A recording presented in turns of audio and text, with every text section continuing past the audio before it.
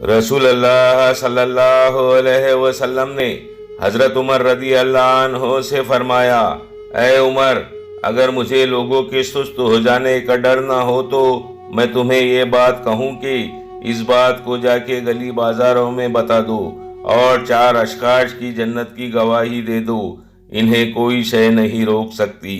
حضرت عمر رضی اللہ عنہ نے عرض کیا، یا رسول اللہ صلی اللہ علیہ وسلم، وہ کون کون ہیں؟ تو آپ صلی اللہ علیہ وسلم نے فرمایا، ایک وہ عورت جس نے اپنی ساری محبتیں اپنے خاوند پر نچھاور کر دی اور وہ اس حال میں فوت ہوئی کہ اس کا خاوند اس سے راضی تھا۔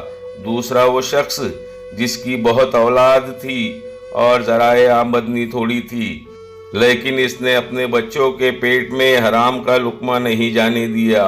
اور تیسرا وہ شخص جو اپنے والدین کے ساتھ حسن سلوک کرے۔